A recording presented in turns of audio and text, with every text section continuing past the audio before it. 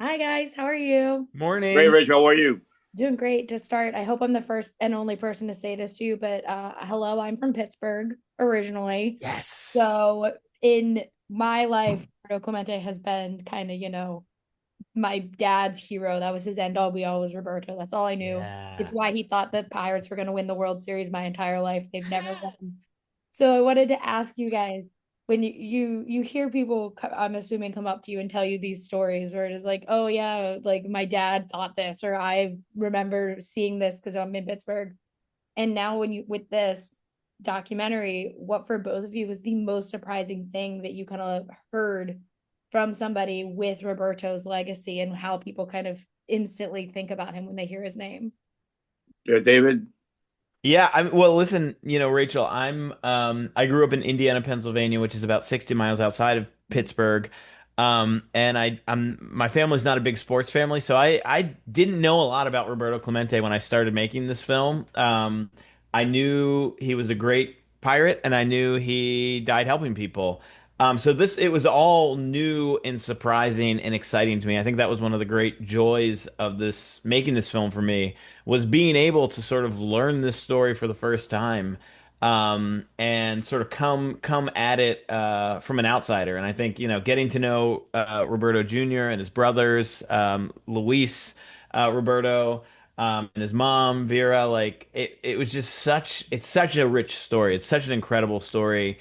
Um, Even for people, I think, it's just wonderful, like people who think they know the story and then they see the film and they're like, I had no idea all this stuff. Like, because it's not a baseball story. It's a story about an incredible human being who just, happened to be a baseball player. Yeah, and Roberto, for you, was there something that like either watching it and hearing other people's stories that you learned and were surprised by that like you didn't even know, or was it just nice to hear kind of the reactions that people had? Obviously, David started working on this project in 2019, and he took a lot of time to really dig as many stories as he could. I never knew about the story with the kid that was playing outside. There were so many stories like that one, but that one in particular I never heard before.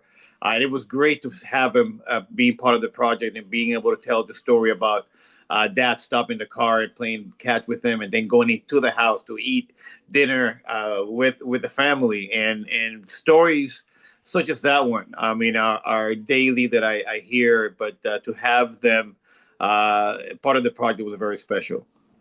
It's crazy, Rachel. Once, when I started working on this film, like you read these stories, you hear them, you're like, no way. There's no way he did all this stuff.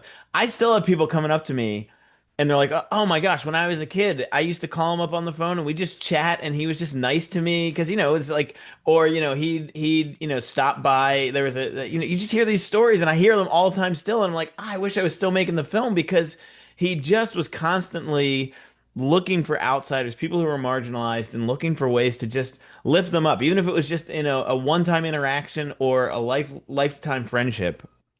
Well, and what I really love, and this movie kind of highlights it, is the reach of Roberto Clemente. Because it's like Yeah, I just went home, and I obviously Pittsburgh is it's like him and Franco Harris. They're like right. these are our dudes, like they're our sports guys. But like when I was watching this, and all of a sudden Richard Linklater appeared, I was like, what is this boy from Texas Yeah, doing talking about this? But yeah, I live in Queens. I opened my door, and there's Clemente jerseys. And yeah. finally, I asked someone, and they were like, "Oh, we're all Puerto Rican. We love Roberto." And I was like, "I'm from Pittsburgh," so I was like, "Same." But it's beautiful to kind of see that. And when Yeah. you are making a movie like this, you said like people will come up to you, tell them, how was it, seeing that reach in real time with a movie like this and seeing just how far the love for Roberto Clemente goes way outside of just people in Pittsburgh. I mean, that's like the coolest thing. Like you said, like there's this one of the most special things is, there is this group of specifically men in their like early 60s who, when you talk to them about Roberto Clemente, they turn into a little boy. Like Richard Linklater, like suddenly he was transported back to just being a little kid looking up to Clemente. Michael Keaton like turned like you just see it and it's amazing. And like and obviously a lot of the non-celebrities we talked to as well, they just like Clemente is so sort of imprinted on their experience of this innocent time of childhood. But it is, I mean, when you like we did a screening at the New York Latino Film Festival on a Tuesday night in Manhattan. And I have never seen that much 21 Pirates gear outside of Pittsburgh, outside of a Pirates game in my life. And it was, the line was around the block. And it's just like, I don't know. I mean, Roberto, you've lived it for your whole life, seeing the impact your father had beyond Puerto Rico and beyond Pittsburgh.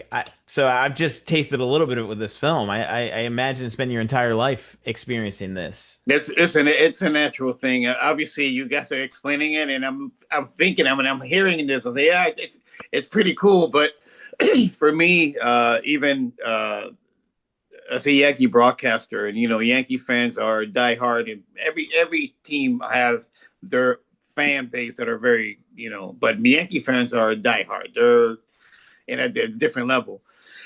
And for so many of them to tell me that the only non-Yankee on their wall is my father, he crossed the lines in so many teams, that so many other fans from other teams tell me the same thing, that the only person, the only player that's allowed on their wall is my father. That's pretty special. Yeah. Yeah, he's the reason why I think so many people I see in New York have Pirates hats. I'm like, why do you have a Pirates hat? I'm like, Right. all right, Roberto Clemente, that's fine. Yep. Fine, you can wear the. And the first school, this is crazy. The first school after Clemente's death that was named after Clemente, do you know where it was? Can you guess where it was?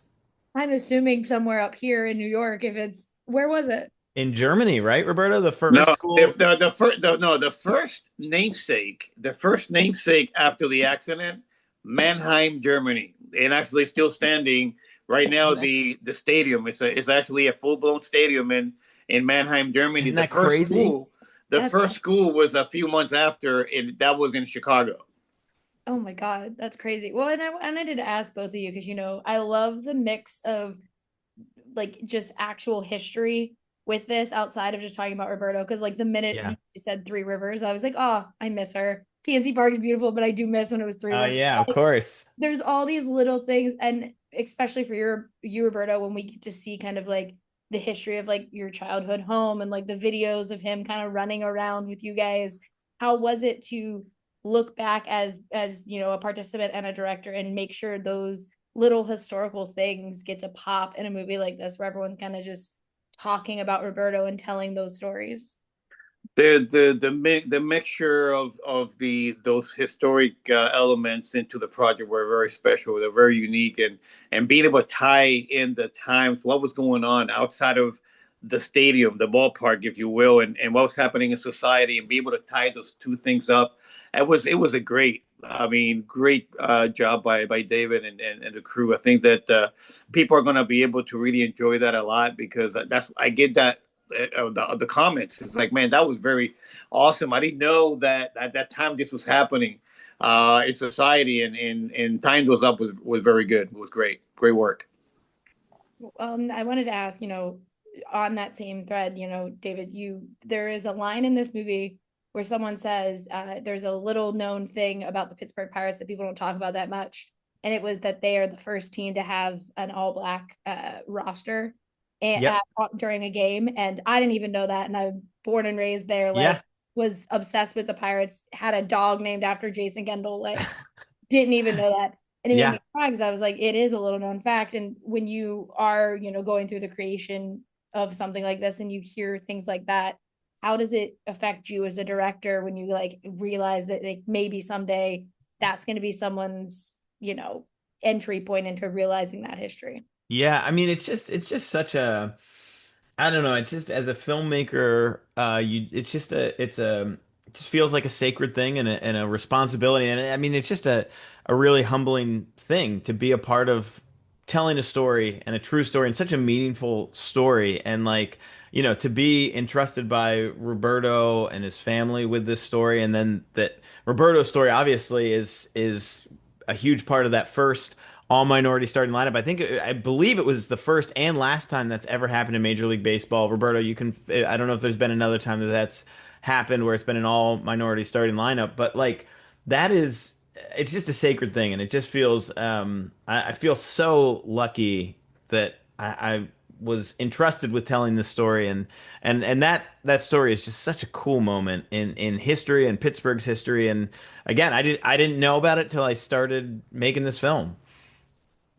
Well, and for our last thing I want to ask you, Roberto, I'm assuming your entire life you just had people being like, oh, your dad meant this to me, your dad meant that to me, your dad meant this.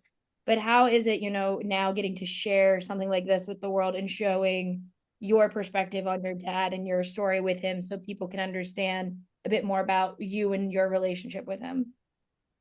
Um, even though I had him for 7 years of my life, the impact he had in my life, and the impact that he has had and still has in so many people around the world, you know, it is a blessing to be able to share more of his life through this project. A lot of people are fans with the little that they know. Now they're going to be able to learn more and hopefully be able to cement that relationship with that man that really cared about his fans, the kids, and the world. And for us, it's been a blessing, a great legacy that he has left us to be able to be uh, to share the call to action, to continue being good global citizens. Well, I appreciate you guys talking to me. Like I said, Roberto Clemente made my father believe the Pirates could win a World Series, That's and he awesome. died, and they had not won a series in my Oh, entire No, life. Oh, sorry. God. Still no win, Dad. they'll win one, and he'll know. Still He'll no. be celebrating. Yes. Yep. Yeah. Yep. One day you'll know. Well, but thank you guys for talking with me. I really love this documentary, even though I'm biased because I'm from Pittsburgh, and I can't wait for everyone else to get to see it. Oh Great. man, thanks so much, Thank you, Rachel. Rachel. Thank you Thank so you much. guys. Have a All great right. Bye.